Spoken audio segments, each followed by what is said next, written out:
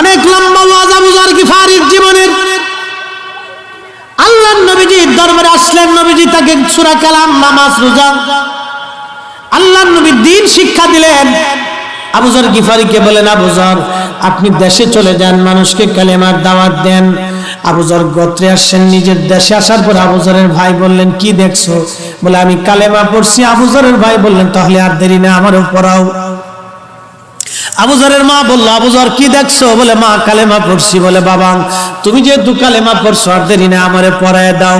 গোত্রের মানুষ যাদেরকে দাওয়াত দিলেন আবু যর, সঙ্গে সঙ্গে চোরের গোত্র যারা ডাকাতি করত তার অধিকাংশই মানুষ কালেমা পড়ে, নবী না দেখা কালেমা পড়ে মুসলমান হয়ে গেল।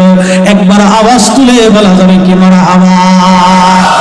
আহা, অধিক মানুষ যারা ডাকাতি করত, নবী দেখে নাই, না দেখে মুসলমান হয়ে গেল, চুরি ডাকাতি ছেড়ে দিল। কি বুঝলেন? চুরি ডাকাতি তারা ছেড়ে দিল। হযরত আবু যর ছিলেন একজন সাহাবী, বুজুর্গ সাহাবী। বুজুর্গ বুঝেননি, জাহিদ ও আবিদ। জাহিদ কি? জাহিদ মানে হযরত আবু যর গিফারি। দুনিয়াকে তিনি কখনোই পছন্দ করতেন না। আবু যর গিফারি বিশ্বাস করতেন আগামী দিনের জন্য, সময়ের জন্য খাবার কেউ যদি জোগাড় করে তাহলে সে মুসলমান হতে পারে না। এটা ছিল আবু যরের বিশ্বাস। কারণ আবু যর জানতেন রিজিকের মালিক আল্লাহ, আগামী দিনের জন্য আল্লাহ খাবার দিবে, মানুষ কেন খাবার জমা করবেন? হযরত ওমর বলেন, না হে আবু যর, তোমার এই নীতিতে রাষ্ট্র চলবে না, তোমার নীতিতে তুমি চলতে পারো কিন্তু সমাজ চলবে না। বলে আবু যর তুমি যে নীতিতে আছো, এই নীতিতে তুমি চলতে পারো, কিন্তু এটা দিয়ে সমাজ হবে না, এটাতে জাহিদ ও আবিদরা চলবে কিন্তু রাষ্ট্র চলবে না। আবু যর গিফারি বললেন, তাহলে তোমাদের সাথে আমার থাকা যাবে না।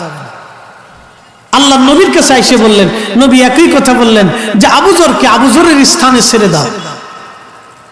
আল্লাহ রাসূল বলেন, হে আমার উম্মতরা, তোমরা শোনো, আমার আবু যর একাকী থাকবে, একাকী মারা যাবে। তবে হ্যাঁ শোনো, আমার আবু যর যেই দিন মারা যাবে সেই দিন দেখবে বহু মানুষ তার জানাজাতে শরীক হয়ে গেছে। আসতে বলেন কেন? জোরে বলেন, আরো জোরে। ইমাম যাহাবী আসিয়ারু আলামিন নুবালাতে লেখেন, আবু যর গিফারিকে নবীজি তিনটা সুসংবাদ দিয়েছিলেন। একটা, তুমি একা একাই থাকবে, একা একাই মারা যাবে, এবং তোমার জানাজাতে বহু মানুষ উপস্থিত হবে। আবু যর গিফারি মদিনা ছেড়ে দিলেন, মরুভূমিতে চলে গেলেন। ওনার স্ত্রীকে নিয়ে দুইজনে মরুদ্যানে, মরুভূমির গভীরে যাইয়া সে দিন কাটাইতে লাগলেন, জাহিদ ও আবিদ। আমার দেশে কিছু ওলিরা আগে দেখছেন ঝোর জঙ্গলে, জঙ্গলের ভিতরে, পাহাড়ের গুহার ভিতরে তারা সময় কাটাইত। আমার দেশের কিছু ভাই সাহেবরা কমেন্টস করে যে মসজিদ থুইয়া তারা ঝোরে জঙ্গলে থাকছে কেন? আপনাকে প্রশ্ন করি, মদিনার মসজিদ রেখে আবু যর কেন মরুভূমিতে গেছে? জবাব দিবেন। যেই দিন জবাব দিবেন সেই দিন আমি তাদের জবাব দেব। আপনি যেই দিন জবাব দিবেন যে আবু যর গিফারি নবীর মসজিদে 1 রাকাত নামাজ পড়লে 50,000 রাকাতের সওয়াব হয়, এই মসজিদ বাদ দিয়ে আবু যর কেন মরুভূমির ভিতরে নির্জনে নিভৃতে একা একা থাকলেন? যেই দিন জবাব দিবেন সেই দিন আমি এটার জবাব দেব। আমার দেশের কিছু মানুষের শরীরে চুলকানি হয়, আউলিয়া একরাম দেখলে এদের শরীরে চুলকানি লাগে। আউলিয়া একরামের নাম শুনলে এদের ভালো লাগে না। কেন? এই যে আগামী এই নভেম্বরের পরে ডিসেম্বর আসতেছে, এই ডিসেম্বরের এই সারা 9 মাস এই দেশ স্বাধীনতার জন্য যুদ্ধ করছে কারা? মুক্তিযোদ্ধারা। যখন যুদ্ধ করছে তখন তার সন্তানের পরিচয় ছিল না, বাবার পরিচয় ছিল না, বংশের পরিচয় ছিল না। সন্তান, বংশ, বাবা সবকিছু রেখে নিজের জীবনটাকে শত্রুর বুলেটের সামনে রেখে যুদ্ধ করে এ দেশ স্বাধীন করেছে। যারা এ দেশ স্বাধীন করেছে তারা জানে তাদের আত্মত্যাগটা কত কঠিন ছিল। এখন যদি কেউ দাঁড়ায় মুক্তিযোদ্ধাকে গালি দেয় তাহলে তাকে জুতা দিয়ে পিটাইতে হবে। কথা বলেন ঠিক কিনা? এর বিকল্প আর কিছু আছে? এছাড়া আর তো কোনো ডকুমেন্টস নেই, এটা জুতা দিয়ে পিটাইতে হবে। কারণ এদের স্বাধীনতার জন্য মুক্তিযোদ্ধাদের আত্মত্যাগ বিরাট। এই উপমহাদেশের ইসলামের মুক্তিযোদ্ধা ওলি আল্লাহরা আমরা আজকে তৈরি করা মঞ্চ পেয়ে গান গাইতেছি। এই তৈরি মঞ্চ তৈরি করার জন্য খাজা মাইনুদ্দিন চিশতির অবদান, দাতা গঞ্জ বখশের অবদান, 360 আউলিয়ার অবদান,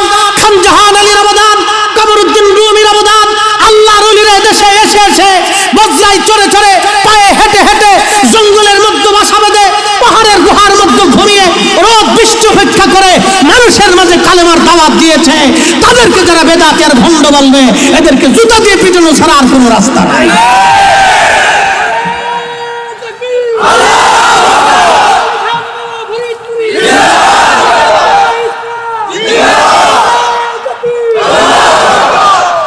হক কথা বললে অনেকে বেজার হয়। বেজার হলে কি সাতা, না হলে কি সাতা। আমরা তো আজকে তৈরি করা মঞ্চ পেয়েছি, তৈরি করা মসজিদ পেয়েছি। এই মসজিদে আজকে আমরা আজান দিচ্ছি, কারণ কি? কাদের বিনিময়ে আজান দিচ্ছি? আল্লাহর ওলিদের বিনিময়ে আজান দিচ্ছি। আল্লাহর ওলিদের বিনিময়ে ইসলাম পেয়েছি, মসজিদ পেয়েছি, মাদ্রাসা পেয়েছি, তৈরি করা মঞ্চ পেয়েছি, হাজার হাজার মুসলমান পেয়েছি। এর সম্পূর্ণ অবদান আল্লাহর ওলিদের। কথা বলেন ঠিক না ঠিক? মোহতারাম উপস্থিতি, আমার কথা হয়তো কেউ নেগেটিভ নিতে পারে, আল্লাহর রাস্তায় নেগেটিভ নিবেন। আমার দেশে অনেকেই বাজে মন্তব্য করে, কেন এগুলি করবেন কেন? আমি নিজে কি করছি এটা আগে দেখতে হবে। কথা বলেন ঠিক কিনা? আমি দ্বীনের জন্য, ইসলামের জন্য কতটুকু করছি, আমি কতটুকু করছি এটা আমাকে আগে দেখতে হবে। আমি কিছু করতে পারছি কি, আমার কি এমন ত্যাগ আছে, আমার কি এমন জুহুদ আছে, এটা আমাকে আগে দেখতে হবে। হযরত আবু যর গিফারি, প্রিয় নবীজি তাকে বললেন তুমি একা একাই থাকবা, একা একাই মারা যাবা। হযরত আবু যর গিফারি রাদিয়াল্লাহু আনহু তিনি নির্জনে চলে গেলেন। আহা, কতটা নির্জন! চিন্তা করেন, আগামী মুহূর্তে কি খাবার আবু যর খাবেন এটা ওনার ঘরের মধ্যে থাকতো না। যা আসতো আবু যর গিফারি রাদিয়াল্লাহু আনহু দান করে দিতেন। খুব মনোযোগ দিয়েন। মরুভূমির ভিতরে আবু যর গিফারি একা একা রয়ে গেলেন। খুব জাহিদ ও আবিদ সাহাবী ছিলেন, খুব বুজুর্গ সাহাবী। আহা, এই সাহাবী মরুভূমির ভিতরে একা একা রইলেন। ওই যে আল্লাহর নবী বলেছিলেন তুমি একাই থাকবা, একাই মারা যাবা। আবু যর গিফারি যখন মারা যাবেন তখন ওনার স্ত্রী বসে বসে কাঁদতেছিলেন আর বলতেছিলেন, স্বামী রে, আপনি তো এখন মারা যাবেন। ও স্বামী, আপনার কে জানাজা করবে, কে কাফন পরাবে? স্বামী রে, আপনার জানাজাই বা কিভাবে পরাবো, কারণ আপনার শরীরে একটা কাপড় আর আমার শরীরে আর একটা কাপড়। আহা, সাহাবায়ে কেরাম রাসূলের জন্য কেমন জাহিদ ও আবিদ ছিল। আমাদের আজকে কত ঢকের ঢকের পাঞ্জাবি মিয়া, মাঝে মধ্যে নিজে খেয়ে আফসোস করি আর বলি দূর, মুসলমানই হইনি। ওয়াজ করা তো দূরের কথা, মুসলমানই হইতে পারি। আবু যর গিফারির স্ত্রী বসে বসে কাঁদতেছে আর বলতেছে, স্বামী হে, আপনাকে কাফন পরাবো, সে কাপড়টাও তো আমার কাছে নাই।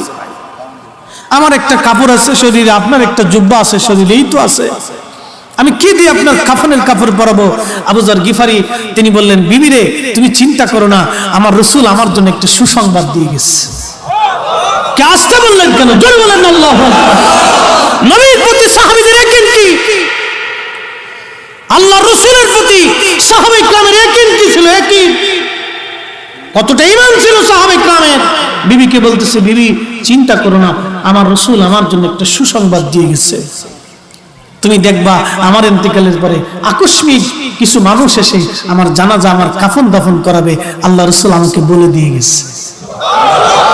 না, সুবহানাল্লাহ, যে না বলবেন বুঝবে এটা শয়তান। জোরে কোন সুবহানাল্লাহ। খুশি হয়েছে? কথা বলুন, খুশি হয়েছে? আমার নবীর কথা ঠিক না ঠিক? আবু যর কিভাবে মারা যাবে রাসূল বলে দিচ্ছেন, তার জানাজাতে কারা আসবে তা নবী বলে দিচ্ছেন। তাও কে তার জানাজা পড়াইছে জানেন? 7 সাহাবীর এক সাহাবী। সাহাবীদের মধ্যে 7 জন সাহাবী ছিলেন মুফতি। মুফতি সাহাবী ছিলেন 7 জন। তার ভিতরে একজন আব্দুল্লাহ ইবনে মাসউদ রাদিয়াল্লাহু আনহু। কোথা থেকে আকস্মিকভাবে অনেক সাহাবী নিয়ে উনি পথ দিয়ে যাচ্ছিলেন। ওই পথে আবু যর গিফারির বাড়ি। একা মরুভূমির ভিতরে, সারা মরু অঞ্চলের ভিতরে, কয়েকশো কিলোমিটারের ভিতরে তিনি একা। কল্পনা করতে পারবেন, কয়েকশো কিলোমিটারের ভিতরে তিনি একা, তিনার স্ত্রীকে নিয়ে ওইখানে নির্জনে আল্লাহর ইবাদতে কাটাচ্ছেন আবু যর গিফারি। আকস্মিক ওইখানে তিনি চলে আসছেন।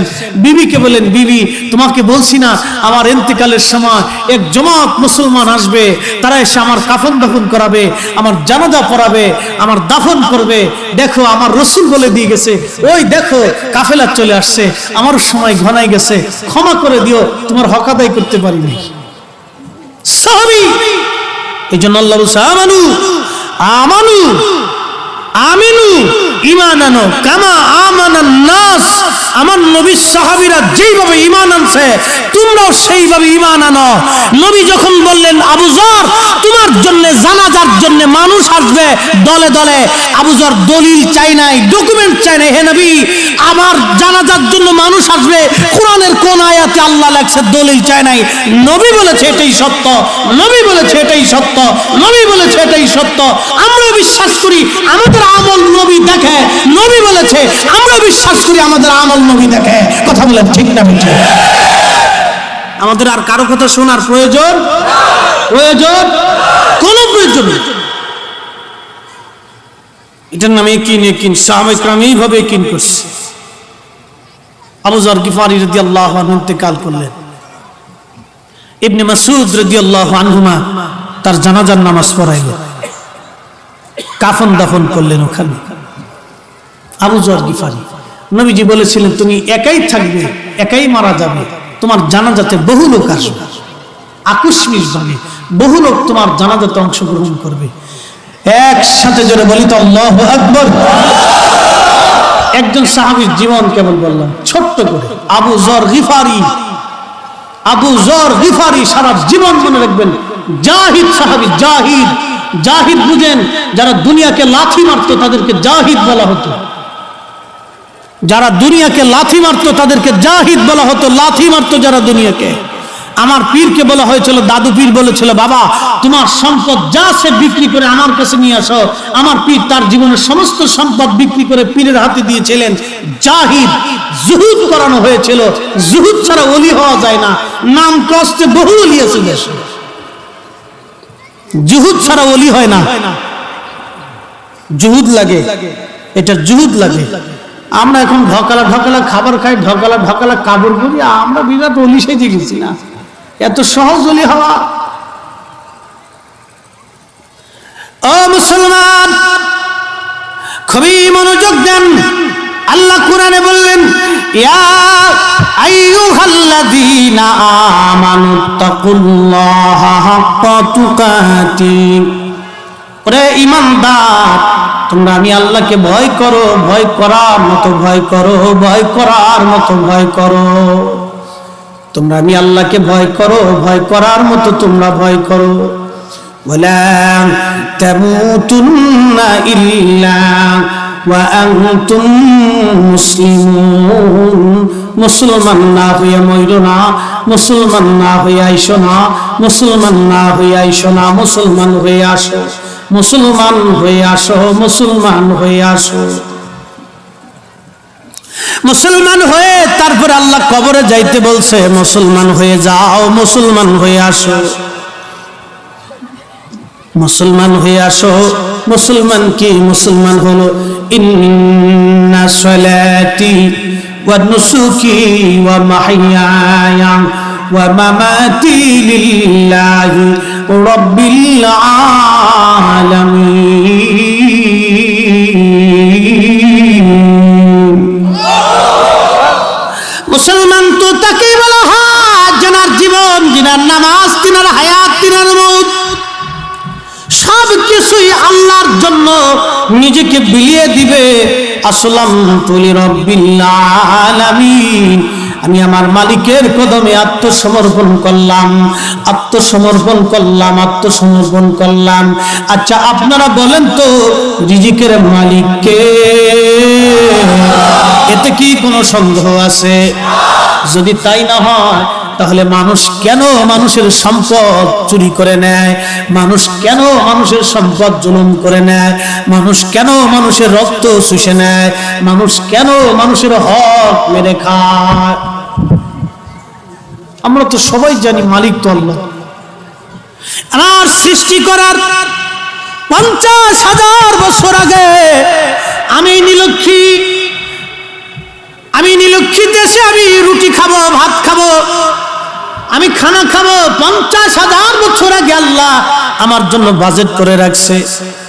50,000 বছর আগে আমার সৃষ্টি করার আগে আল্লাহ পাক বাজেট করে রাখছে আমি কি খাবো, আমার কি পরিমাণ সম্পদ হবে, আমি কোথায় কি করব, আমার আল্লাহ রাব্বুল আলামিন বাজেট করে রাখছে। তবে হ্যাঁ, এই বাজেটটাকে আপনি পরিবর্তন করতে পারেন যদি আপনি নেক আমল করেন, দুয়ার মাধ্যমে, ভালো আমলের মাধ্যমে এই বাজেটগুলি পরিবর্তন হয়। আল্লাহ রাব্বুল আলামিন এই বাজেটগুলি করলেন, আমি কি খাবো, কি করব, আমার আল্লাহ বাজেট করলেন। এই বাজেটের বেশি পরিমাণে খাওয়া আমার আপনার পক্ষে সম্ভব না। যদি তাই হয় তাহলে আমি কেন আরেকজনের সম্পদ চুরি করার ধান্দা করব? আমি কেন আরেকজনের সম্পদ মেরে খাওয়ার চেষ্টা করব? আমি নবী না চিনিলাম, কি যে ভুল করিলাম। নবী না চিনিলাম, কি যে ভুল করিলাম। বসমে ঢালিলাম ঘি, মানুষ হইয়া ভবেতে আসিয়া মানুষের করিলাম কি। মানুষ হইয়া ভবেতে আসিয়া মানুষের করিলাম কি। মানুষের কি করেছি আর একজনের দোষ দিয়ে লাভ নাই, আমি নিজে কি করছি এটা আগে দেখতে হবে। আমি মানুষের মতো কাজ করতে পারছি কিনা এটা আগে দেখা লাগবে। আমি মানুষ হতে পারছি কিনা এটা আগে বোঝা লাগবে। আমি মানুষ হতে পারছি কিনা মানুষ। বন্ধু, সাহাবীদের জীবনী আলোচনা করলে বিরাট বড় জীবনী আলোচনা করা যায়। কত সাহাবীর জীবনে কত ঘটনা আসছে, কত অলির জীবনে কত ঘটনা আসছে, কত বুজুর্গদের জীবনে কত ঘটনা আসছে। তারা সারা জীবন মানুষের জন্য কাজ করে গেছে, মানুষের সেবায় নিজের জীবনকে আত্মনিয়োগ করেছে। আল্লাহ অলির দরবারে বা হিন্দু, মুসলমান, বৌদ্ধ, খ্রিস্টান সবাই যাইতো। কারণ কি? অলিদের দরবারে গেলে মানুষ আসান পায়, মুক্তি পায়, ভালোবাসা পায়। কথা বলেন ঠিক কিনা? এই আমার পীরের দরবারে হিন্দু গেছে না? কোনদিন তারাই দিছে, ধমক দিছে, রাগ করছে, বলছে যে আপনারা হিন্দু হয়ে আমার কাছে কেন আসেন? এই কথা বলছে? বলা যাবে? আচ্ছা বলেন, একজন হিন্দু আপনার বাড়িতে মেহমান হয়ে আসছে, আমরা দায়িত্ব কি কর? এখন আপনি হিন্দুটা দেখে গেলেন, এই মালায়ন, মালায়ন আমার বাড়ি আইছে কেরে? তা আপনি কি মানুষ হইছেন? মানুষ না তো, মাঙ্গুস। এই মালায়ন, তুই আমার বাড়ি আইছিস কে? যা। যে ধর্মেরই মানুষ হোক, আপনার বাড়িতে আসার সাথে সে আপনার মেহমান। তাকে নিরাপত্তা দেওয়া, তাকে খাবার দেওয়া, তাকে বসতে দেওয়া, সমাদর করা শুধু আপনার ধর্মের দায়িত্ব না, আপনার নিজের নৈতিক দায়িত্ব, মানুষের দায়িত্ব। কথা বলেন ঠিক কিনা? ধর্ম আরো পরে আসেন। ধর্ম তো নবী শিক্ষা দিয়ে গেছে হাতে কলমে। নবী নিজে বিধর্মীদেরকে নিজে হাত দিয়ে খাবার খাওয়াইতেন, নিজে মাথায় করে বিধর্মীর বাড়িতে খাবার দিয়ে আসতেন। ইনি ছিলেন নবী। ইনি নবী ছিলেন, নিজে মাথায় করে বিধর্মীর ঘরে খাবার দিয়ে আসছে নবী। ইনি নবী ছিলেন। খুলাফায়ে রাশিদিন, 4 খলিফা নবীর নীতিতে চলতেন। 4 খলিফা নিজেরা মাথায় করে নিয়ে ইহুদি, খ্রিস্টান, পৌত্তলিকের ঘরে খাবার দিয়ে আসতেন। 4 খলিফা মাথায় করে, ঘাড়ে করে খাবার দিয়ে আসতেন। এরা খলিফা ছিলেন। আল্লাহ রাসূল বলেছেন, ফাআলাইকুম বিসুন্নতি ওয়া সুন্নাতিল খুলাফায়ে রাশিদিন আল মাহদিন। তোমরা আমার সুন্নাত মানো, আমার খুলাফায়ে রাশিদিনের সুন্নাত মানো। বলা যাবে না সুবহানাল্লাহ? তাহলে হিন্দু আমার পীরের বাড়ি গেলে কি তারাই দেব? হ্যাঁ, ওই যে আমরা অনেক ভাই সাহেবরা তো আগে বহু ওয়াজ করছে, হিন্দুর বাড়ি হিন্দু যায়, বহু ওয়াজ করছে, বহু ভাইরাই কথা বলছে। তাহলে এবার বুঝেন তো ভাইরা কি বুঝাইতে চাইছে, কি বুঝাইছে এতদিন। যিনি ওয়াজ করছেন তিনি আসলে নিজেও বুঝেও করেন নাই, পক্ষপাতিত্বের নিরীক্ষে নিজের দল ভারী করতে যাইয়া বিরোধিতার নামান্তর তিনি এই সমস্ত অবান্তর কথা বলে বেড়াইছে। কথা বলেন ঠিক কিনা? এছাড়া তো আর কোনো উদ্দেশ্য আমি দেখি না। আল্লাহ আমার ভাইদেরকে ক্ষমা করে দিক, দোয়া করি। দোয়া করা ছাড়া তার কিছু নেই। অনেকেই ওয়াজ করতে করতে কবরে চলে গেছে, আল্লাহ তাকে মাফ করে দিকে আমরা দোয়া করি। সব বান্দাকে আল্লাহ ক্ষমা করুন, ক্ষমার চাইতে বড় পাওয়া জীবনে কিছু নেই। মানুষ কবরে চলে যাবে আজ অথবা কাল, ভাই সবাই চলে যাবে। আমি কি আর আপনি কি? এখানকার এই স্টেজে অনেক গণ্যমান্য ব্যক্তিবর্গ আছে, ওনাদের আগে সমাজে আরো গণ্যমান্য ব্যক্তিবর্গ ছিল, ওনরা কবরে চলে গেছে, এখন সমাজ ওনরা চালাচ্ছে, ওনরা কবরে চলে যাবে, ওনাদের নেক্সট জেনারেশন আবার আসবে। আমি আমার ওই যুবক ভাইদেরকে বলবো, এ যুবক ভাই, এই যে মুরব্বীরা এখন সমাজ চালাচ্ছেন, এই মুরব্বীরা একদিন কবরে চলে যাবে, আর একদিন আগামী সামনের সমাজ তো আপনাকে চালাইতে হবে। তা আপনি এখনই যদি আপনার চরিত্র পরিবর্তন না করতে পারেন তো সমাজ কিভাবে চালাবে? কি কথা বলেন, ঠিক কিনা? এই মুরব্বীরা এখন সমাজ চালাচ্ছেন, এই সমাজের নেতৃত্ব এরা দিচ্ছেন, ওনাদের আগে ওনাদের বাপ চাচা ওনাদের পূর্বপুরুষরা নেতৃত্ব দিয়েছেন, মুরব্বীরা নেতৃত্ব দিয়ে কবরে চলে গেছেন, এখন ওনাদের নেতৃত্বের পালা, ওনারাও কবরে চলে যাবেন, পরবর্তী প্রজন্ম আবার সমাজ পরিচালনা করবেন। আমি ওই যুবক বন্ধুকে বলবো, যদি আপনি সমাজের নীতি না বুঝেন, আপনার ভিতরে আদর্শই যদি না থাকে, মানবতাই যদি না থাকে, আপনি যদি মানুষই না হতে পারেন, তো সমাজ কিভাবে চালাবেন আপনি বলেন তো? এই সমাজ আপনার থেকে কি আশা করে? আমাদেরকে মানুষ হওয়া লাগবে। আপনি যেই পীরের মুরিদ হন, মানুষ হওয়া লাগবে আগে, কথা বলেন ঠিক কিনা? আপনি যেই পীরের মুরিদ হন, বাংলাদেশে আল্লাহর রাস্তায় ক্ষমা করবেন, মাফ করে দিবেন। বহু নামাজি দেখছি টুপিওয়ালা, টুপি মাথায় দিয়ে নামাজ পড়ে মসজিদ থেকে এসে গ্রামে ভেজাল বাঁধায়, গ্রামে ভেজাল বাঁধায়, সমাজে সমাজে ভেজাল বাঁধাই দিচ্ছে। আবার নামাজে যায়, নামাজে যায় আবার ইমাম সাহেবরা জ্বালাতন করে, আছে বহুত আছে, কথা কন না কেন? খালি ইমাম সাহেবের ভুল ধরার চিন্তা, কোন সময় ইমাম সাহেবের ভুল ধরবো, চাকরি খাবো, খালি দান দায়িত্ব। এরকম কিছু লোক আছে সমাজে। তা আমি এই সমস্ত ভাইদেরকে কি বলবো, তাহলে আমাদেরকে কি হওয়া লাগবে? মানুষ হওয়া লাগবে ভাই, আগে মানুষ হইতে হবে। মানুষ, আল্লাহ আমাদেরকে মানুষ বানাইছেন, মানুষ হইতে হবে। আমাদের কাজই মানুষ হওয়া।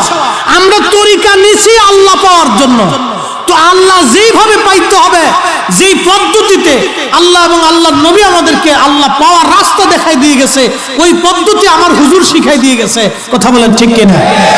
না কোন আট্টুসির মুরিদকে হুজুর বলে দিয়ে গেছে যে তোমরা যাইয়া বাজ্যে চুরি টুরি করবা, এগুলো শিখেছি কিছু নাকি? কম বাড়ি যায় মানুষের ক্ষতি করবা, কুটনামি করবা, এতে শিখেছে? মানুষ আমার ফিরে গালি দিচ্ছে, মুরিদ যে যায় বলছে হুজুর অমুকে গালি দাও, তমুকে অন্য কিছুকে নানান কথা বলে। হুজুর বলতেন বাবা ওরা বুঝে না তাই বলে, আপনারা ঝগড়া করেন না। এই কথাটা হুজুর শিখাইছে না ভাই? মুরব্বী জাকেরা কনসে শিখাইছে না? আমরা তো আপনাদের ছেলের বয়সী, এই কথা হুজুরকে আপনারা শিখাইতেন, বাবা ওরা বুঝে নাই তাই বলছে, বাবা ওরা বুঝলে বলতো না, বাবা তোমরা যে গ্রামে এলাকায় যা ঝগড়া করবে না, বাবা ওদের সাথে বদনবদ করবে না, এদেরকে বুঝে দরবারে নিয়ে আসবা। এই যে হুজুরকে বাজান এই কথাগুলি বলতেন যাতে আমরা ঝগড়া না করি, ভেসাদ না বাঁধাই, জঞ্জাল না করি। কারণ অনেকে তো হুজুরকে দিল থেকে ভালোবাসতেন, বাসতেন না? এখন আমি আপনাদের মেহমান, এখন একজন এসে যদি একটা জুতা এনে আমার দিকে নিক্ষেপ করে, তো সবাই তো তারে মারতে যাবে, কারণ হুজুর মেহমান, হুজুর ওয়াজ করতে আসছে, তুই কেন তারে? হুজুরের যদি অপরাধ হয়ে থাকে তাহলে মুরব্বীরা আছে, এরা শাসন করবে, তুই কেন হুজুরের প্রতি আক্রমণ করবি? তারা সবাই মারতে যাবে, ধরতে যাবে, এই নানান কিছু অনেক ফ্যাসাদ জঞ্জাল ঝগড়া ফাসাদ লেগে যাবে। ভাই হুজুর কেবলা জানে এগুলি পছন্দ করতেন না, জঞ্জাল ফাসাদ ঝগড়া এগুলি হুজুরের নীতি না, এগুলি নবীর আদর্শ না, এটা আল্লাহর তরিকাও না, এটা হলো শয়তানের তরিকা, কথা কোন ঠিক কিনা? তাহলে সমাজে কি আমরা ভেজাল বাঁধাবো নাকি বলেন? হ্যাঁ জোরে বলেন, ভেজাল বাঁধাবো? নামাজ পড়ে খালি ভেজাল বাঁধাবো নাকি? কন মসজিদের নামাজ পড়ে আইসি খালি ভেজাল বাঁধাবো? হ্যাঁ যা করে খুদা, হ্যাঁ একদম লাগাই দিচ্ছি। আপনাদেরকে অনুরোধ করবো মানুষ হওয়ার। প্রিয় ভাইরা আমার, খুবই মনোযোগ, আল্লাহ কোরআনে বললেন তামুতুন্না ইল্লা ওয়া আনতুম মুসলিমুন, মুসলমান না হয়ে মইরো না, মুসলমান হয়ে আসো। আমাদেরকে মানুষ হওয়া লাগবে, মানুষ হওয়া লাগবে। এই যে আপনি নীলক্ষী গ্রামে ধরেন, একজনের বাড়িতে ওই ভাঙ্গা থেকে একটা লোক আসছে, অথবা টেকেরহাট থেকে আসছে, নীলক্ষী গ্রাম থেকে বের হয়ে লোকটা যাচ্ছিল। এমন সময় বাজার থেকে কবিরাজপুর বাজারে গেছে, যে একজন সালাম দেখে, আসসালামু আলাইকুম মুরব্বী, আপনাকে নতুন নতুন দেখতেছি, কোথায় থেকে আসলেন? বলে আমি নীলক্ষী গ্রামে গেছিলাম। বলে কি জন্য? আব্দুল করিমের বাড়িতে গেছিলাম, আব্দুল করিম সাহেব, আর আমার একটা ছেলে আছে, আব্দুল করিম সাহেবের একটা মেয়ে আছে, তো মেয়েটা দেখতে গেছিলাম, আত্মীয়তা হওয়ার কথা, কথাবার্তা বলতে গেছিলাম। কবিরাজপুরের লোকটা কয়, আর জায়গা পাইলেন না? বলে কে কি হয়েছে? না এই মেয়ে ভালো না, মেয়ের মার চরিত্র আরো খারাপ। আচ্ছা, কোন বাংলাদেশের কোন গ্রাম এরকম বাদ আছে? প্রত্যেক গ্রামে এরকম 2-4টা মানুষ আছে যারা বিয়ে ভাঙ্গানি দেয়।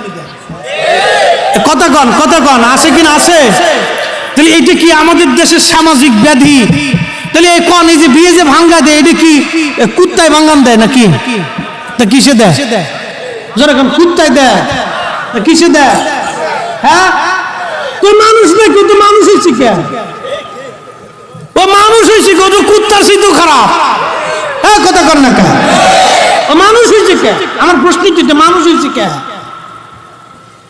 তার দায়িত্ব ছিল ওই মেয়েটাকে একটা সুন্দর পাত্র দেখে আসছে, যেহেতু মেহমানকে সম্মান করে আপনি আসছেন আমাদের এলাকায়, আমাদের এই এলাকার মানুষ, মেয়ে ভালো, আপনি আসেন, আমরা আপনাদের সাথে আত্মীয়তা করব। আরো তারা 2-1 কাপ চাটা খাওয়াই দিয়ে একটা সুনাম করিয়ে এই খোঁজ খবর নিয়ে তারা সম্মানের সাথে বিদায় করে দেয়। সে আত্মীয়তা না হলেও সে এই টেকেরহাট যে করবে যে, না রে নীলক্ষী গ্রামের মানুষ তো খুব ভালো মানুষ, আমার যে কি আদর সমাদর করছে এরা বাজারে বসে। আত্মীয়তা করি আর না করি, গ্রামের মানুষ যথেষ্ট ভালো। এই যে সম্মান, আপনাদেরকে সারা জীবন সে শ্রদ্ধার চোখে দেখবে। এই যে মানুষত্বের কাজ করা লাগবে ভাই, আমাদেরকে আগে মানুষ হওয়ার দরকার, মানুষ হওয়ার দরকার। আমরা শুধু ওয়াজ শুনে গেলে হবে না, ওয়াজ তো বাড়ি পর্যন্ত নিয়ে যাওয়ার দরকার। এইগুলি মানুষ যতদিন সমাজে থাকবে, এই মন মানসিকতার মানুষ যতদিন সমাজে থাকবে, ততদিন আমাদের ভাগ্যের কোনো উন্নয়ন নাই। আমরা খামাখা দোষ দিই অমুকের তমুকের। এই রাস্তা বানাইতে গেলে পরে ইট অন্তত কয়েক হাজার ইট খালি চুরি হয়ে যাবে। ইট কি জেনারা নিয়ে যা? এই ইট তো এই গ্রামের মানুষই নিবে। একজনে কেউ আমার বাথরুমের দরকার, একজন কেউ আমার টিউবওয়েলের দরকার, একজনে কেউ আমার ওই মানকি সিফের দরকার। 4-5টা করে এক ফ্যামিলির থেকে নিয়ে গেলি পরে মনে করে 1000 ইট চলে যায়। এখন যে টেন্ডার নিছে ও চিন্তা করে যে তাহলে আর তোমাকে ইট দিবানি আমি, অসুবিধা কি?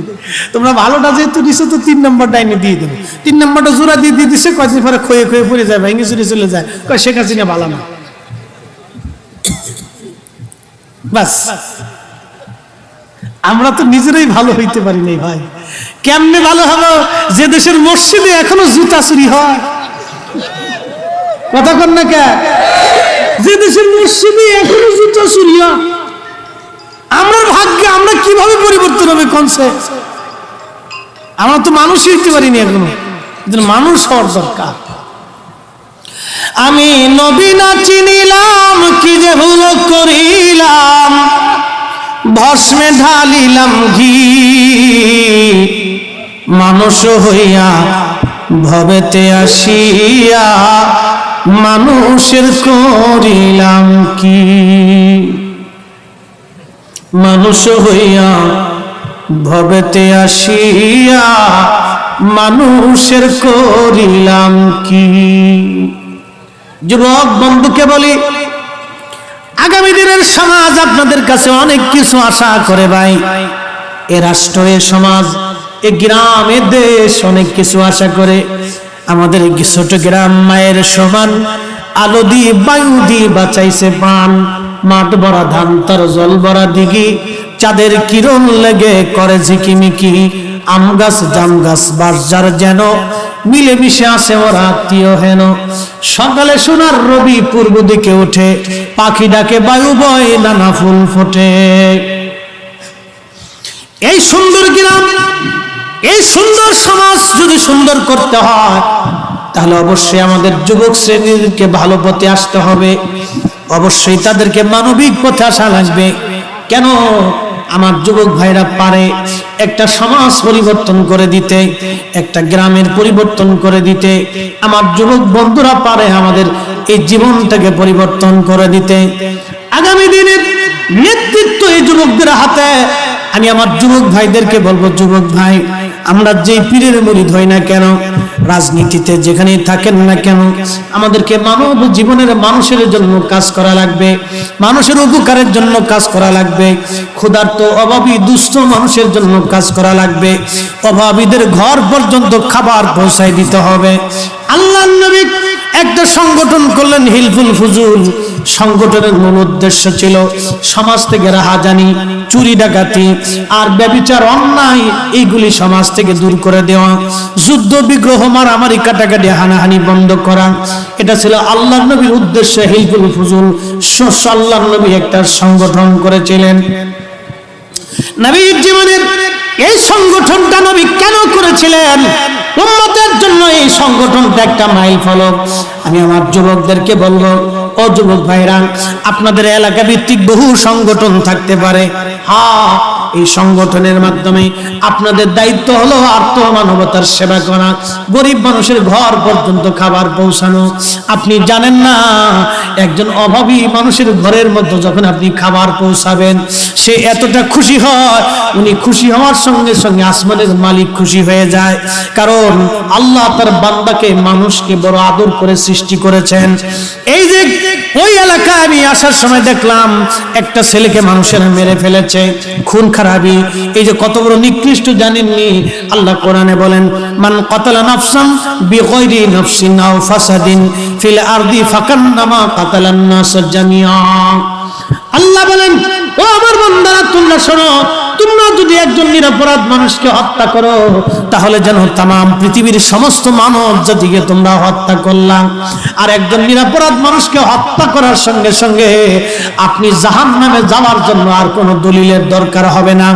আপনি বিনা হিসেবে জাহান্নামে চলে যাবেন, কোনো হিসাব কিতাব লাগবে না। একজন নিরপরাধ মানুষকে যদি আপনি হত্যা করেন, মেরে ফেলে দেন, শুধু মারেন না, মারার জন্য যদি আপনি কাউকে সাহায্য করেন, তারপর আপনি আসামি। আল্লাহ বলেন, কাআন্নামা কাতালান নাস জামিআ। একজন নিরপরাধ মানুষকে কেউ যদি হত্যা করলো, সেন সমগ্র মানব জাতিকে হত্যা করলো।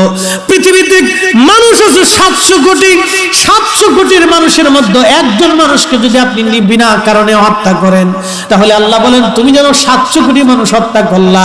700 কোটি মানুষ মেরে ফেললে যেই পরিমাণে গুনাহ হবে, একজন নিরপরাধ মানুষ হত্যা করলে সেই পরিমাণ গুনাহ হবে। এবার একটু হিসাব কষে দেখেন, জান্নাত না জাহান্নাম কি হবে? একটু চিন্তা কষে দেখেন। তারপর আমরা মারামারি, কাটাকাটি, ঝগড়া, ফাসাদ, এই অশান্তি সৃষ্টি করার জন্য আমরা চেষ্টা করি। আল্লাহর নবী যুদ্ধের ময়দানে গাইতেন, যুদ্ধ হতো জিহাদের ময়দানে, যুদ্ধের ময়দানে আল্লাহর নবী তাও কাউকে অন্যায়ভাবে হত্যা করতেন না। নবীজি বলতেন, উম্মত, যদি যুদ্ধের বিজয় হয়, তাহলে তোমরা শোনো, কোন বৃদ্ধের গায়ে হাত দিবে না, কোন বাচ্চার গায়ে হাত দিবে না, কোন নারীর গায়ে হাত দিবে না, কোন পশু পাখি তোমরা লুণ্ঠন করবে না, কারো বাড়ি ঘরে আগুন ধরাইবে না, ফসলের ক্ষেতগুলি তোমরা নষ্ট করবে না, বন্দীদের সাথে, যুদ্ধ বন্দীদের সাথে তোমরা খারাপ আচরণ করবে না। নবীজি এগুলি শিক্ষা দিয়ে দিতেন যে যুদ্ধ বন্দীদের সাথে খারাপ আচরণ করবে না, কারো বাড়ি ঘরে আগুন দিবে না। আর যদি তোমরা বিজয় লাভ করো, বৃদ্ধদের গায়ে হাত দিবা না, ছোট বাচ্চাদের গায়ে হাত দিবা না, মহিলাদের গায়ে হাত দিবা না। এইভাবে আল্লাহর নবী উম্মতকে শিক্ষা দিয়ে দিতেন। শুধু তাই নয়, নবীজি জিহাদের ময়দানে যুদ্ধ করার নীতি ছিল। নবীজি যুদ্ধ করতেন যতক্ষণ পর্যন্ত কুফাররা কালেমা না পড়তেন বা পরাজিত না হতেন, তত সময় পর্যন্ত যুদ্ধ চলতো। একদিনের এক ঘটনা, এক সাহাবী একজন তার প্রতিপক্ষকে যুদ্ধ করতে করতে প্রতিপক্ষ মাটিতে পড়ে যায়। ওই প্রতিপক্ষ মাটিতে পড়ে বলতেছিল, লা ইলাহা ইল্লাল্লাহ মুহাম্মাদুর রাসূলুল্লাহ সাল্লাল্লাহু আলাইহি ওয়াসাল্লাম। তখন ওই সাহাবী প্রতিপক্ষের বুক বরাবর তলোয়ার চালাই দিলেন, তলোয়ার মেরে আঘাত করে তাকে হত্যা করে ফেললেন। আল্লাহর নবী বললেন, সাহাবী, তুমি কেন তাকে হত্যা করলাম? তখন ওই সাহাবী বললেন, ইয়া নবী আল্লাহ, সে মৃত্যুর ভয়ে কালেমা পড়েছিল। আল্লাহর নবী বললেন, ও সাহাবী, তুমি কি তার কলিজা ফেলে দেখছো যে সে মরার কারণে কালেমা পড়ছে নাকি অন্য কোনো কারণে কালেমা পড়েছে? তুমি কি তার কলিজা ফেলে দেখছো? কেন তুমি তাকে হত্যা করলা? আল্লাহর নবী সারা জীবন আফসোস করলেন, তুমি কেন তাকে হত্যা করলা, কেন হত্যা করলা? একসাথে জোরে বলা যাবে কি সুবহানাল্লাহ? মানুষ, আমাদেরকে মানুষ হতে হবে, মানুষ। আবার বলি, এই নীলক্ষীর মাহফিল থেকে আমি আবার বলি, ভাই মানুষ হতে হবে। আমি আবার বলতেছি, কে আটটুসির মুরিদ, কে সরমুনের মুরিদ, কে সরসিনের মুরিদ, কে চন্দ্রপাড়ার মুরিদ, কে কোন পীরের মুরিদ, পীরের মুরিদ হন। আমাদের প্রথম পরিচয় আমরা মানুষ, দ্বিতীয় পরিচয় আমরা মুসলমান। মানুষ ও মুসলমান হিসেবে আমাদেরকে আল্লাহ এবং নবীর তরিকা অনুযায়ী চইয়া মানুষের মতো কাজ করতে হবে। কথা বলেন ঠিক কিনা? আমাদের কাজই মানুষের মতো কাজ করা। আচ্ছা, আপনাদেরকে একটা প্রশ্ন করি, জবাব দিবেন তো। আপনার পাশে এই শর্ষিনের মুরিদ, আপনার বাড়ির পাশে শর্ষিনের মুরিদ, আপনার বাড়ির পাশে আরেকজন হিন্দু, দোনোজনই আপনার বাড়ির পাশে অন্য পীরের মুরিদ, বা আপনার বাড়ির পাশে একজন হিন্দু, দোনোজনই দরিদ্র, ক্ষুধার্ত, দিন আনে দিন খান, বাচ্চারা মাঝে মধ্যে না খেয়ে থাকে। এখন আপনি বলেন, আপনি তার ঘরে খাবার দিবেন না? না, জবাব আসতে হয়ে গেছে। এজরে বলেন, দেবেন? সে মরে গেলে তার আত্মীয়ের বাড়ি বা সে তার মৃত লাশের কাছে যাবেন, খোঁজ খবর নিবেন তো? যদি তাই হয় তো ঝগড়া করবেন কেন? আমার প্রশ্ন এটা। যদি তাই হয় তাহলে আমরা ঝগড়া করব কেন বলেন তো? একটা মানুষ দরিদ্র, আল্লাহর নবী সহিহ মুসলিমের হাদিস, কিয়ামতের ময়দানে আল্লাহ ডাক দিবে, ও বান্দা আমি ক্ষুধার্ত ছিলাম, তুমি খাবার দাও নাই। তো আল্লাহর বান্দা বলবে, ইয়া রব, আপনি তো রব্বুল আলামিন, সমস্ত জগৎ সমূহের রব, আপনি আবার ক্ষুধার্ত কখন ছিলেন? আল্লাহ বলবে, বান্দা তোমার পাশেই আমার একজন দরিদ্র বান্দা মানুষ ক্ষুধার্ত ছিল। এখানে মুসলমান না অমুসলিম শব্দ আসে নাই, একজন ক্ষুধার্ত ছিল। হে মুসলমান হতে পারে, হিন্দু হতে পারে। তোমার বাড়ির পাশে একজন ক্ষুধার্ত ছিল, তুমি যদি তাকে খাবার দিতা তাহলে আমি আল্লাহর খাবার খাওয়া হয়ে যেত। কে আসতে বলেন? কে জোরে বলেন? আরো জোরে। তাহলে আমাদের কি হওয়া লাগবে? জোরে বলেন। মানুষ হতে হবে আগে, মানুষ মানুষ হইতে হবে। খুব মনোযোগ দিয়ে আল্লাহ কিয়ামতের ময়দানে আরো বলবে, বান্দা আমি অসুস্থ ছিলাম, তুমি আমার সেবা করো নাই। আল্লাহ বলবে, বান্দা, আল্লাহ বলবে, বান্দা তুমি আমার সেবা করো নাই। বান্দা বলবে, ইয়া রব, বলেন কি? আপনি তো রব্বুল আলামিন, আপনি কখন আবার অসুস্থ হলেন গো আল্লাহ? আল্লাহ বলবে, বান্দারে, তোমার বাড়ির পাশে একজন দুস্থ টাকার অভাবে চিকিৎসা হতে পারে নাই, তুমি যদি তার চিকিৎসা করে দিতা তাহলে আমি মালিকের চিকিৎসা করানো হয়ে যাইতো। জোরে বলা যাবে কি সুবহানাল্লাহ? আমি ওমরায় গেলাম, এক চাচা আমার রুমের পাশে 8 বার ওমরা করার জন্য গেছে। 8 নম্বর বারে আমাদের সাথে বসে, জিজ্ঞেস করলাম, কাকা কতবার আসছেন? বলে, বাবা 8 বার আসছি। আমি বললাম, একাই আসছেন না কাকিরে নিয়ে আসছেন? বলে, না, তোমার কাকিরেও নিয়ে আসছি। আমি বললাম, মাশাআল্লাহ, ভালো। কি জন্য আসেন কাকা? বলে, আল্লাহর নবী পাওয়ার জন্য 8 বার আইছি মক্কা মদিনায়। আমি বললাম, আরো ভালো কথা। আমি বললাম, কাকা এই 8 বারে কত টাকা খরচ হয়েছে? বলে, বাবা 20 লক্ষ টাকা তো খরচ হয়ে গেছে। আমি বললাম, বাবা 20 লক্ষ টাকা আল্লাহ পাওয়ার জন্য খরচ করছেন? বলে, হ্যাঁ। আমি বললাম, কাকারে আপনার বাড়ির পাশে কি সদর হসপিটাল নাই? কয়, হ্যাঁ আছে।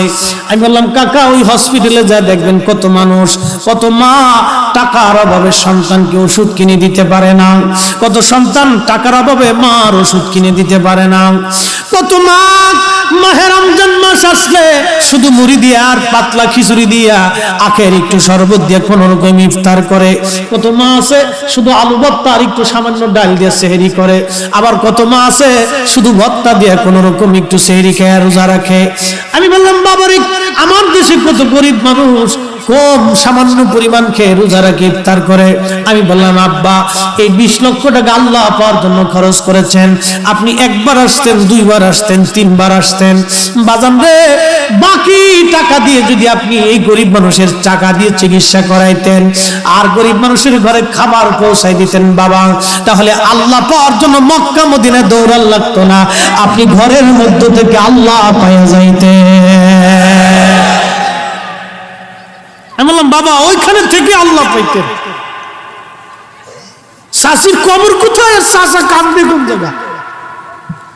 আল্লাহ কোথায় পাবে? বান্দা কাঁদতেছে কোন জায়গাতে? ওইখানে যে টাকা খরচ করে, খুব টাকা খরচ করে। এই রমজান মাস আসলে আমার ঢাকা শহরে দেখবেন হাজার হাজার হাজি আছে, হাজার হাজার, কোটি কোটি টাকার মালিক। মাফ করবেন, মনে কিছু নিয়েন না, কয়েকদিন আগে ডিমের দাম বাড়ছে। আচ্ছা, এখন বাংলাদেশের মুরগিতে কি হরতাল দিছিল? হ্যাঁ, যে আমরা ডিম টিম পারবো না, তোরা যেমনি পারিস ডিম এনে খাইয়ে যা। বাংলাদেশে কোনো মুরগিতে তো হরতাল দিছে না, হঠাৎ ডিমের দাম বাড়লো কে? যারা বড় বড় ব্যবসায়িক আছে ডিম কেন্দ্র থেকে ছাড়ে, ওরা সিন্ডিকেট করে দিল যে আমরা 7 দিন ডিম ছাড়বো না, যা দেখ কি করা যায়। ওরা লস, 1 কোটি টাকা লস করছে, অবশ্য নেই, 5 কোটি টাকা ব্যবসা করে নিচ্ছে। এই যে মুহূর্তের ভিতরে একটা সিন্ডিকেট করে আমার দেশের গরিব মানুষের রক্ত শুষে নিয়ে গেল, রাতারাতি কোটি কোটি টাকার মালিক হয়ে গেল। আচ্ছা আব্বা, আপনাদেরকে একটা প্রশ্ন করি, জবাব দিবেন যদি বুঝ থাকে। এই লোকটা 50,000 বার যদি হজ করে, এই যে গরিব মানুষের টাকাগুলি, আমার দেশের মানুষের টাকা রক্ত শুষে নিয়ে চলে গেল রাতারাতি, বলেন এই লোকটা যদি 50 বছরও হজ করে, তার হজের অবস্থা কি হবে? কোন আপনি কোন, জোরে কোন, জোরে কোন, আপনি জোরে কোন। ফতোয়া আমরা দেওয়ার দরকার না, আপনারা আগে দেন। বিবেকের ফতোয়া হলো সবচেয়ে বড় ফতোয়া। কোন হজ হবে? হজ হবে। কেউ যদি ওযু ছাড়া নামাজ পড়ে, নামাজ হবে। কেউ যদি কুত্তার গোশত খাইয়া এসে নামাজ পড়ে, হবে। ওই যাতে, এই হলো অবস্থা। এই জন্য আমাদের ইবাদত যেন পরিশুদ্ধ হয়, আমরা যাতে মানুষ হইতে পারি। আপনি একটা জিনিস চিন্তা করেন, আমাদের কাজ কি মানুষের জন্য? প্রতিবেশীর সাথে আমার সুন্দর আচরণ করতে হবে, তার দুঃখে আমাকে দুঃখী থাকতে হবে, তার সুখে আমাকে সুখী থাকতে হবে। আমাদের কাজ তো এটা। পৃথিবীতে আমরা বাঁচবো কয়দিন বলেন তো? আমি কেন প্রতিবেশীর সাথে ঝগড়া করতে যাব? আমি কেন তার ক্ষতির চিন্তা করব? কারণটা কি? সে তো আমার প্রতিবেশী। আমি মরে গেলে তো সে আমার জানাজাতে আসবে, আমি মারা গেলে সে আমার জানাজাতে আসবে, আমি অসুস্থ হলে সে আমাকে ধরতে আসবে। তাহলে আমি কেন তার ক্ষতির চিন্তা করব? কেন এই মস্তিষ্কে তো আমার এই ব্যাধিটা, এই সংক্রমণ, এই ব্যাধিটা কেন আমার মস্তিষ্কে আসবে যে আমার প্রতিবেশীর ক্ষতির চিন্তা আমি সবসময় করব? কেন হবে এটা বলেন তো? আমি গ্রাম, আপনারা গ্রামে বসবাস করেন, এই জন্য আপনাদেরকে আমি অনুরোধ করতেছি, বা পৃথিবী থেকে আমরা সবাই কবরে চলে যাব। আল্লাহ রসুলের জীবনের তরিকা ছিল, নবী বলতেন, উম্মত তোমরা যখন খাবার রান্না করো, তখন তো ওই খাবারের ভিতরে ঝোল বাড়াই দাও, ঝোল বাড়াও। তো সাহাবায়ে কেরাম বলতেন, ইয়া নবী আল্লাহ, ঝোল কেন বাড়াও?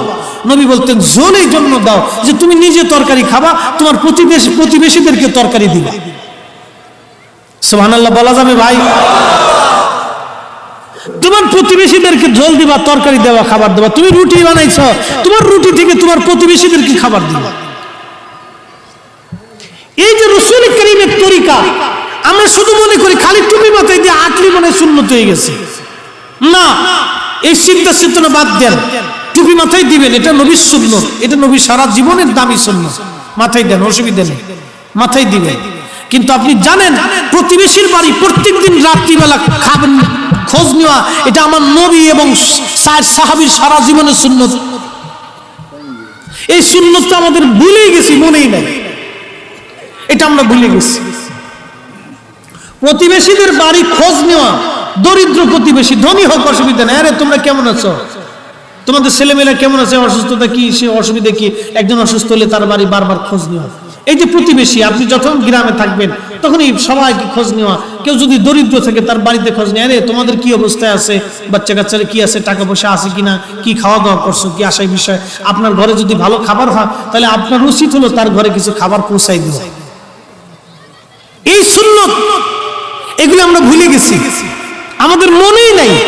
আমরা খালি মনে করি খালি হজ করে আইছি, বিড়ি একটা মাথায় দিয়ে রাস্তা দিয়ে ঘুরলে মানুষ খালি করে সালামালাইকুম হাজি সাহেব, সালামালাইকুম হাজি সাহেব।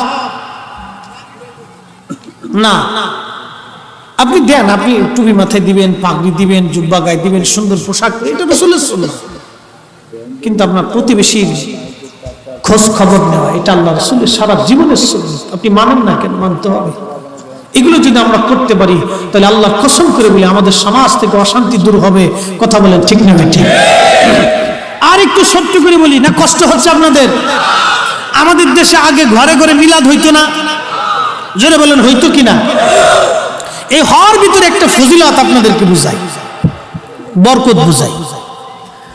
মিলাদ অনেক ভাইরা বলবেন বেদাত বা না যায়, সেটা ওনাদের দৃষ্টিভঙ্গি বলতে পারে, কিন্তু আমি এই কাজটা হওয়ার পিছনে কিছু গুরুত্বপূর্ণ ইম্পর্টেন্ট কিছু কাজ আছে আমি বলতেছি। প্রথমত মিলাদ কি হয়েছে, আব্দুল করিম সাহেব মসজিদে এসে এলান দিলেন যে ভাইজান আগামীকাল এই মাগরিবের পরে আমার বাড়িতে মিলাদ আছে, দয়া করে নামাজ পড়ে আপনারা থাকবেন, আপনাদের সবার দাওয়াত, আমি গরিবানা হালতে ডাল ভাত যা পারি আপনাদেরকে খাওয়াবো, আপনারা আসবেন। আচ্ছা, মাগরিবের নামাজ পড়ে ইমাম সাহেব হুজুর গেলেন, মুসল্লিন ইকরাম গেলেন, এলাকার যারা আছে সবাই আসছে। অ্যাটেনশন, আমার দিকে তাকাবেন। গ্রামের মোটামুটি সব ফ্যামিলি থেকে একজন করে আসছে। আসার পরে সবাই কি এক জায়গা হয়েছে না ভাই? আচ্ছা, এক জায়গা হইলে মুখামুখি সামনাসামনি বইলে কি মোহাম্মত বাড়ে না কমে? আচ্ছা দেখেন, মোহাম্মত কিন্তু বাড়ে। সবাই এক জায়গা বসছে। বসার পরে ইমাম সাহেব হুজুর বসলেন, তিনি মিলাদ শরীফ শুরু করলেন। মিলাদ শরীফ পড়লেন। মোনাজাতের আগে ইমাম সাহেব হুজুর কিছু নসিহত করলেন, সবাই নিয়ে একটু নসিহত করলেন, আপনারা ভালো কাজ করেন, বেশি বেশি করে দান সদকা করেন, এই সমাজের উপকার করেন, মানুষের যাতে ভালো কাজ হয় এগুলি করেন। ইমাম সাহেব হুজুর সবাইকে নিয়ে একটা নসিহত করলেন। নসিহত শেষে ইমাম সাহেব হুজুর সবাইকে নিয়ে দোয়া করলেন। আচ্ছা বলেন, সবাই যখন একসাথে দোয়া হইল, মোহাব্বত বাড়লো না কমলো? আচ্ছা, দোয়া শেষ, এখন সবাই একসাথে খাইতে বসছে। একসাথে যখন খাইতে বসছে তখন একসাথে সবাই খাইলো। এই খাওয়ার কারণে মোহাব্বত বাড়লো না কমলো? আচ্ছা, খাওয়া শেষ, সবাই চলে গেল। যিনি মিলাদ পড়ালেন তার প্রতি যারা ওই বাড়িতে এসে খাইলেন তাদের মোহাব্বত বাড়লো না কমলো? এই যে আগে সমাজে ঘরে ঘরে মিলাদ শরীফের মাধ্যমে মানুষকে দাওয়াত করে খাওয়ানো, এক জায়গায় বসা, দেখাশোনা করা, এতে সামাজিক সম্প্রীতি ভালোবাসা বাড়ে না কমে? যেটার মাধ্যমে সামাজিক সম্প্রীতি মহব্বত বাড়ে, তাহলে এই কাজটা আমাদের বেশি বেশি করার দরকার। কথা বলেন ঠিক কিনা? এগুলো আমাদের করার দরকার। এখন কেউ যদি না করে সেটা তার ইচ্ছা, কেউ যদি না করে সেটা তার ইচ্ছা, না করুন, আমি তার জোর করে তো করাইতে পারবো না। কেউ যদি তার বাড়িতে আপনাকে দাওয়াত না দেন, আপনি জোর করে দাওয়াত নিতে পারবেন? জোর করে নেওয়া যাবে না। কেউ যদি না করেন সেটা তার ইচ্ছা, তার ইচ্ছার উপর ছেড়ে দেন, ঝগড়ার দরকার নেই, ইচ্ছার উপরে ছেড়ে দেন। আমি সামর্থ্যবান থাকি তাহলে আমি সবাইকে দাওয়াত করে এনে খাওয়াবো। আল্লাহ যেন আমরা বেশি বেশি তৌফিক দেয়, সবাই দোয়া করে বলে না আমিন। এই সামাজিক সম্প্রীতি আমাদের আরো বেশি বেশি দরকার। প্রিয় মুসলমানেরা, আল্লাহর হাবিবের জীবন থেকে আমার ভাইরা কিছু শুনতে চেয়েছিলেন। আমি এতক্ষণ আপনাদেরকে নিয়ে আমাদের সামাজিকতা কিভাবে হওয়া দরকার, আমরা কেমন মানুষ হব, এই বিষয়ের উপরে আমি আলোচনা তুলে ধরলাম। এই জন্য আমাদের উচিত বেশি বেশি করে নবীর সুন্নতের প্রতি নিজেকে নিবন্ধ করা, সুন্নতের প্রতি নিজের মনকে নিবিষ্ট করা। আমরা যাতে সুন্নতের প্রতি ঝুঁকে যাই, নিজেকে আমরা ঝুঁকাই দেই। খুব মনোযোগ দিয়ে হাজরাতে আল্লাহর ওলি যারা ছিলেন, পৃথিবীর মধ্যে বড় বড় ওলি যারা ছিলেন, তারা অনেক বড় বড় জাহিদ ছিলেন, আল্লাহ ওয়ালা ছিলেন। দুনিয়া আল্লাহ নবী বললেন, সাহাবী তাহলে বলো তোমার বোনের সঙ্গে কেউ জিনা করুক, তুমি কি চাও? সাহাবী বলেন, ইয়া নবী আল্লাহ, আমার বোনের সঙ্গে কেউ জিনা করুক, আমি মরে গেলে অনুমতি দেব না। তাহলে বলো তোমার বিবির সঙ্গে কেউ জিনা করুক, তুমি কি চাও? সাহাবী বলেন, ইয়া নবী আল্লাহ, অসম্ভব, আমার বিবির সঙ্গে কেউ জিনা করুক, আমি চাবো না। তাহলে বলো তোমার মেয়ের সঙ্গে কেউ জিনা করুক, তুমি কি চাও? সাহাবী বলেন, হুজুর মরে যাব কিন্তু অনুমতি হবে না। আল্লাহর নবী বলেন, সাহাবী তাহলে তুমি তো জিনা করতে চাও, তাহলে বলো তুমি কোন নারীর সঙ্গে জিনা করবা? সে কারো মা, কারো বোন, কারো বিবি, কারো মেয়ে। আল্লাহু আকবার। যুবক, তুমি আমার এই নবীর হাদিস থেকে শিখে যাও। আল্লাহর নবী বলেন, তুমি কার সাথে জিনা করতে চাও? সে কারো মা, কারো বোন, কারো স্ত্রী, কারো মেয়ে। তুমি কার দিকে কোন নজরে তোমার জিনার জন্য লিপ্সায় মন আকৃষ্ট হয় বলো? সাহাবী হতভম্ব হয়ে নবীর কদমের মধ্যে পড়ে বলেন, হুজুর আমার ভুল হয়ে গেছে, আমি তওবা করলাম, আর কোনোদিন আমি জেনার জন্য মনকে উদ্বুদ্ধ করব না, হুজুর আমি ভালো হয়ে গেলাম। একসাথে জুড়ে বলা যাবে সুবহানাল্লাহ। যুবক, তোমার দিয়ে যদি আমার বোনের নিরাপত্তা না হয় তাহলে তুমি মানুষ কেমনে হইছ? তোমার দিয়ে যদি আমার সমাজে আমার আত্মীয় স্বজন, আমার গ্রামের, আমার দেশের একটা মেয়ের নিরাপত্তাই যদি না হলো, তাহলে তুমি মানুষ হইছো কেন? আগের জমানাতে মুসলমানের কাছে অন্য ধর্মের মানুষ আসতো নিরাপত্তার জন্য। সুলতান কুতুবউদ্দিন আইবেকের জীবনের একটা ঘটনা আপনাদেরকে শোনাই, কষ্ট হবে আপনাদের। একসাথে জোরে বলেন তো আল্লাহু আকবার। আল্লাহু আকবার ওয়ালিল্লাহিল হামদু বিসমিল্লাহির রাহমানির রাহিম।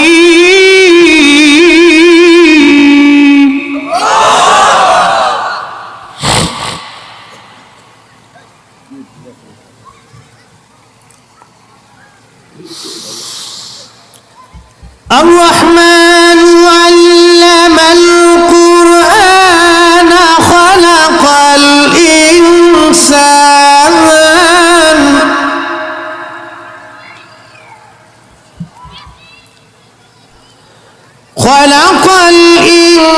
الإنسان علمه البيان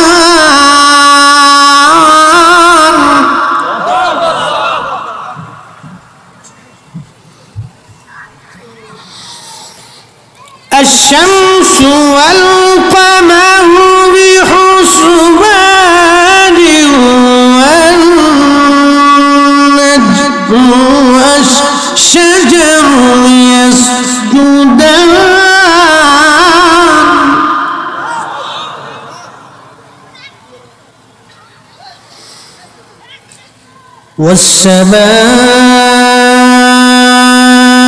والسماء رفعها ووضع الميزان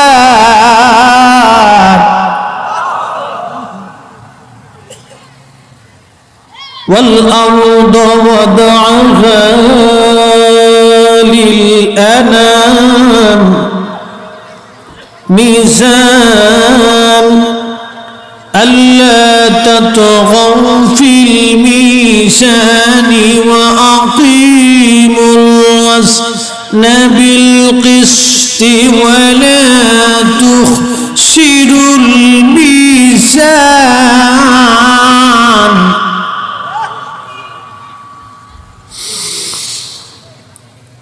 والأرض وضعها للأنام فيها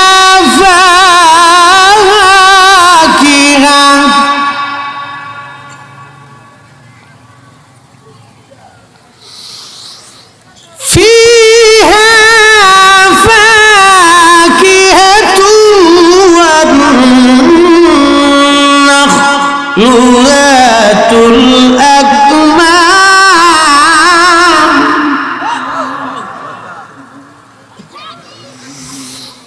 والحب ذو العصف والريحان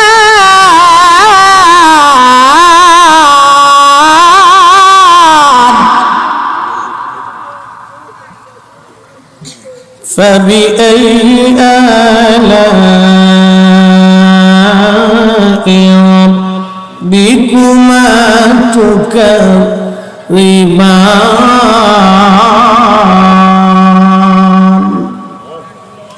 আল্লাহ বলেন, আমি আল্লাহর দেওয়ান কোন কোন নিয়ামত আছে তুমি অস্বীকার করতে পারো? বলো বান্দা, কোন কোন নিয়ামত? বন্ধু খুব মনোযোগ দেন। কুতুবউদ্দিন আইবেক ওনার রাজ দরবারে একজন হিন্দু নারী এসে বললেন, ও কুতুবউদ্দিন, আমার ছেলেটা আপনার সেনাবাহিনীতে চাকরি করে, আমার একটা সুন্দরী বৌমা আছে, রাত্রিবেলা কে বা কারা যেন উত্তপ্ত করে। কুতুবউদ্দিন, তুমি সুলতান, আমি একজন হিন্দু নারী, আমি একটা মা আসছি আমার বৌমার নিরাপত্তার জন্য, যদি তুমি নিরাপত্তা না দাও কুতুবউদ্দিন, আমি হিন্দু নারী হিসেবে আমার জীবনে কিছুই করার ক্ষমতা নাই।